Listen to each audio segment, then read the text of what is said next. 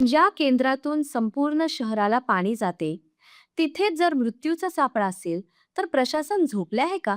असा संतप्त सवाल करत नगरसेवक अमोल दिनकर पाटील यांनी शुक्रवारी झालेल्या विशेष महासभेत प्रशासनाला धारेवर धरले. प्रभाग क्रमांक 9 मधील पाणी टंचाई आणि रस्त्यांच्या दुरवस्थेसोबतच त्यांनी छत्रपती शिवाजीनगर जलशुद्धीकरण केंद्रातील गंभीर त्रुटींकडे लक्ष वेधले. नगरसेवक अमोल पाटील यांनी महासभेत पुराव्यासह मुद्दा मांडला की नाशिक शहरातील सर्वात मोठी असलेल्या 147 MLD क्षमतेच्या छत्रपती शिवाजीनगर जलशुद्धीकरण केंद्राचा क्लोरीन स्लॅब गेल्या अनेक महिन्यांपासून कोसळलेल्या स्थितीत आहे. केवळ प्लांटच नव्हे तर प्रभागातील स्थानिक समस्यांचाही त्यांनी पाढा वाचला. प्रभाग 9 मधील नागरिकांना पिण्याच्या पाण्यासाठी मोठी कसरत करावी लागत असून पाणी पुरवठ्याचे नियोजन पूर्णपणे कोलमडल्याचा आरोप त्यांनी केला. तसेच प्रभागातील रस्त्यांची अवस्था अतिशय बिकट झाली असून तातडीने रस्ते दुरुस्तीसाठी निधी देण्याची मागणी त्यांनी लावून धरली. नाशिक जिल्हा ओळखलं जातं. सातपूर आणि अंबड एमआयडीसी ही सर्वात मोठी एमआयडीसी युक्त महाराष्ट्रामध्ये. आमचा जो भाग आहे कामगार वस्ती आहे, छत्रपती शिवाजीनगर, सातपूर, ध्रुवनगर, समीनगर, त्या ठिकाणी 100 हेक्टर म्हणजे कामगार जॉबसाठी त्यातले 50 ते 60% महिला सुद्धा त्यांच्यासोबत कंपनी काम करतात. त्या ठिकाणी ते दोघं एवढं काम नाही केलं, त्या ठिकाणी त्यांचा उदरनिर्वाह सुद्धा होणार नाही. एवढी मोठा प्रश्न त्या ठिकाणी आहे. आणि आम्हाला 4 कुटुंब असून आमच्या भागाला पाणी मिळणार नसतं, त्या ठिकाणी रात्री 5:30ला पाणी येतं, 12 वाजता येतं. मग ह्या नागरिकांना झोपायचं नाही कधी. इतके मोठं बेशिस्त काम त्या ठिकाणी चालू आहे. आणि फक्त धारणा पकडून उपयोग नाही त्या विषयामध्ये. त्या ठिकाणी असणारे डेप्युटी इंजिनियर, ज्युनियर इंजिनियर, त्या ठिकाणी एक्झिक्युटिव्ह जे असतील त्यांना तुम्ही आपल्या गावामध्ये जी बैठक लावली पाहिजे. त्या ठिकाणी असणारे वॉलमेन, आता सातपूर सिडकोमध्ये त्या ठिकाणी त्याचं पाण्याचा दिसत होतं डीपीवरनं, तर 24 जलकुंभ आहे. 36 माझ्याजवळ 34 वॉलमेन त्यापैकी 18 हे आपल्या कॉर्पोरेशनचे परमनंट वॉलमेन आहेत आणि 16 हे लेबर कॉन्ट्रॅक्टचे म्हणजे आउटसोर्सिंग आहे. त्या ठिकाणी त्याच्यामुळे कुठल्या प्रकारचं कोऑर्डिनेशन नाही आहे आणि कुठल्या प्रकारचं वॉटर सप्लाय आणि यांत्रिक विभागात एकमेकांना भेटतात. मला वाटतं त्या ठिकाणी कॉम्बिनेशन कोऑर्डिनेशन असणं खूप इम्पॉर्टंट त्या अधिकाऱ्यांमध्ये. तर हा प्रश्न ज्वलंत आहे. मी सन्माननीय महापौरताई, कमिशनर मॅडम आणि उपमहापौरांना विनंती करेन का हा प्रश्न फार मोठा आहे. त्या ठिकाणी वर्तमान पेपरमध्ये दोनदा पेपर म्हणजे बातम्या छापून झाल्या आणि रस्त्यांच्या बाबतीत एमएलडीसी सुद्धा आमच्या प्रभाग क्रमांक 9 मध्ये त्या ठिकाणी अनेक भागामध्ये 6-6 महिन्यापूर्वी झालेले एसी रोड, बीएम हे रोड तोडून ठेवलेले. आज त्या अधिकाऱ्यांना जर विचारलं आढळलं साहेब तुमच्याकडे 10 बैठक झाल्या आमच्या तिथं आपण विचारल्यानंतर 2 रस्ते करून म्हणतात आमची क्वांटिटी संपली. मला वाटतं एमएलडीचे प्रश्न त्या ठिकाणी आपण 10 कोटीचे रस्ते केलेले आहे. तर मला वाटतं आपण त्याला डीएलपी म्हणतो, ज्या ठेकेदारांना कॉन्ट्रॅक्टर आपण रस्ते करून देतो, डिफरेंट लायबिलिटी जो विषय आपला डीएलपीचा प्रोजेक्टचा, त्या ठिकाणी आपण ते काम करून घेतले पाहिजे. मला वाटतं पहिले 4 वर्ष आम्ही म्हणजे आमच्या प्रभागात नागरिकांना त्या ठिकाणी फेस करतोय अनेक मोठे प्रश्न रस्त्याच्या बाबतीत. तरी आमचा नवीन विकास होणारा परिसर ग्रामीण भाग आहे. मला वाटतं आपण या ठिकाणी आम्हाला न्याय द्यावा. धन्यवाद. 3-4 मिनिटाचा फक्त बोलायला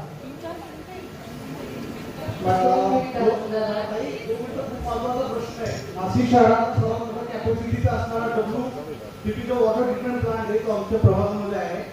त्याला फाशीचा डोंगर म्हणतात. म्हणजे नाशिक देवराईला 147 MLDचा वॉटर ट्रीटमेंट प्लांट येतो. 18 ऑक्टोबर 2025 रोजी आम्हाला साहेबांना माहिती आहे. विनायक गंगुडूर आमच्याकडे डेप्युटी इंजिनियर आहे, असिस्टंट जेई साहेब राऊत आहे. वारंवार पावसात म्हणजे 6 महिने पाऊस होता नाशिक शहरामध्ये. 7 मेला पाऊस सुरू झाला, ऑक्टोबरच्या एंडला पाऊस संपला नाशिक शहरामध्ये. तरी पाण्याचा प्रश्न भेटत होता. धारणकर साहेबांना रात्री 10 वाजता माझ्या घरी महिलांचा अंदाज उचलला.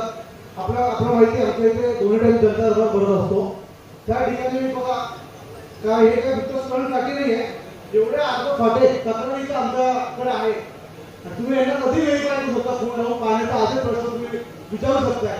माझ्या प्रभाग क्रमांक 9 मध्ये 4 जलकुंभ आहे आणि नाशिक शहराचा जितका पाण्याचा प्रश्न तो सॉल्व्ह होतो गंगापूर धरण आमच्या गावात लगत आहे आणि आम्हाला पाणी नाही आहे. तर 18 ऑक्टोबरला विनायक गांगुडे जे डेप्युटी इंजिनियर आहे, साहेब राऊत आहे, सर्व वर्तमानपत्रांनी हे बातमी प्रसिद्ध केली होती का 147 एमएलडीचा जलशुद्धीकरण केंद्र आहे छत्रपती शिवाजीनगर. त्या ठिकाणी आम्ही जेव्हा 5 वाजता पहाटे पूर्ण प्रभागाचा दौरा केला, त्या ठिकाणी महिला 500-500च्या फिगारी तिथे उभ्या होत्या अंडे घेऊन. आपण दानकर साहेबांना मी व्हिडिओ कॉल सगळं पासपोर्ट केलेला आहे. आणि जेव्हा तिला कळलं का धनाई साहेबांचं ऍक्च्युली काम आहे, गंगापूर जायला पाणी जेव्हा लिफ्ट होऊन WTP-ला येतं आणि त्या ठिकाणी पाणी आल्यानंतर तिथून संचाद्वारे त्या त्या भागाच्या जलकुंभांना पाणी दिलं पाहिजे. आणि त्या ठिकाणी जेव्हा ह्या अधिकाऱ्यांनी वॉटर सप्लाय सांगितलं का जलकुंभ भरतच नाही तर आम्ही नागरिकांना पाणी सप्लाय करायचं कुठून. आणि जेव्हा आम्ही त्या ठिकाणी विनायक गांगुर्डे डेप्युटी साहेबराव त्या ठिकाणी आम्ही जलशुद्धीकरण केंद्रावरती गेलो. मागवता एक प्लीज इकडे बघा, खूप महत्वाचा प्रश्न आहे, ऐकून आपल्यासाठी पण आहे. तर त्या ठिकाणी गेल्यानंतर जो पाणी एअरलिफ्ट होऊन या ठिकाणी येतं गंगापूर जॅकेटवरनं, तर धनाई साहेबांचा प्रश्न आहे त्या ठिकाणी सिव्हिल वर्क मेकॅनिकल काम आपल्या यांत्रिकीचं. त्या ठिकाणी जे वॉटर प्युरिफाय करण्याची टँक आहे त्याला आपण त्यामध्ये क्लोरीन ऍड करतो, ॲलोन ऍड करतो. त्या ठिकाणचं सर्व वर्तमानपत्र आपण बघू शकता, सर्व बातम्या आलेल्या आहे का जल शुद्धीकरण केंद्रामधून मजुरांकडून पाणी पुरवठा होत असतो.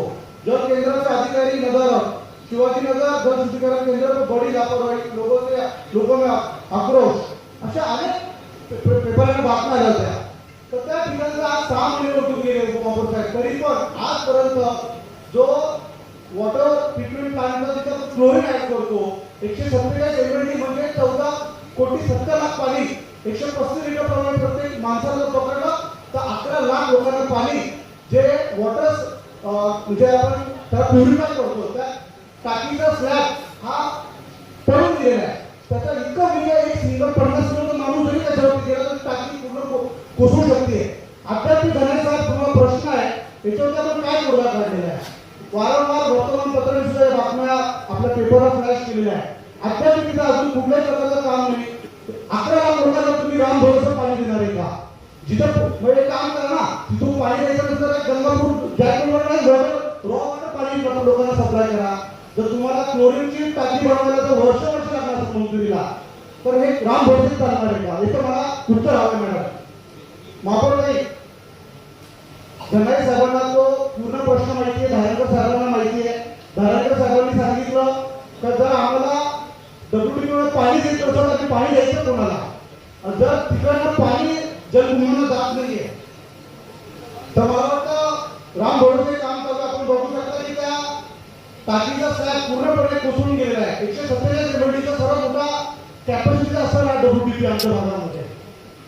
तर मला कृपया महापौर ताई धारणकर साहेबांना प्रश्न विचारा, तर कधी काम होणार आहे ते धनाई साहेबांना आणि धारणकर साहेबांना.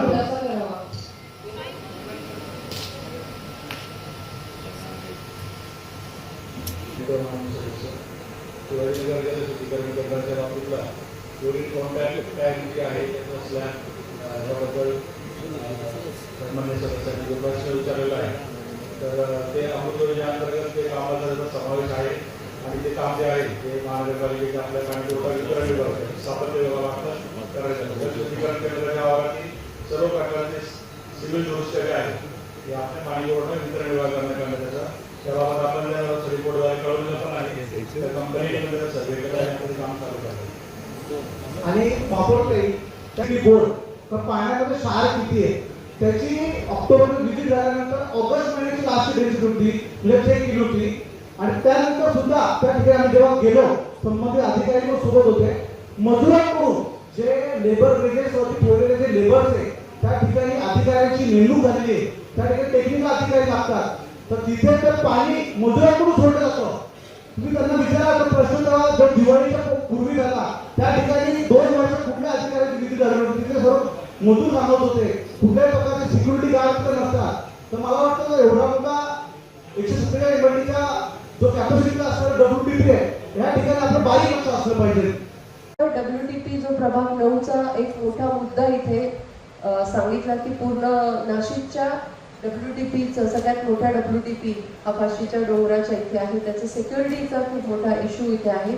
तर प्रशासनाने तातडीने तिथे सिक्युरिटीची व्यवस्था करावी, कारण अन्यथा कुंभमेळ्याच्या याच्यावर जर काही आपत्कालीन परिस्थिती किंवा दुसरं काही षडयंत्र तिथे रचलं गेलं तर ते खूप घातक ठरेल नाशिक शहरासाठी आणि म्हणून येणाऱ्या कुंभमेळ्याच्या पार्श्वभूमीवर तिथे तातडीने आपल्याला सिक्युरिटी तिथे नेमावी असं मी प्रशासनाला सांगते. त्याचबरोबर आत्ताचे जे आपले सगळे प्रश्न आहेत त्या सगळ्यांचाच उहापोह सगळ्यांनी केला, एवढा सगळ्यांनी वेळ दिला त्याबद्दल मी सगळ्यांचेच आभार मानते आणि त्याचबरोबर जसं वॉलमनचा आपण इथे निर्णय घेतलेला आहे, जेव्हा आयुक्तांनी इथे त्यांचं स्पष्टीकरण नोंदवलं तर त्यांचं असं म्हणणं होतं की मल्टिपल रिस्पॉन्सिबिलिटी अधिकाऱ्यांकडे आहे आणि खाली काम करायला इंजिनियर्सची कमतरता आहे. तर भरती प्रक्रियेला जर उशीर लागणार असेल तर अजून आपण कॉन्ट्रॅक्ट बेसिसवरती त्यात आपण जर त्यांना मदतीसाठी जर इंजिनियर्स हवे असतील तर ते पण आपण कंत्राटी बेसिसवरती भरावे असे प्रशासनाला आदेशित करते. राष्ट्रपती.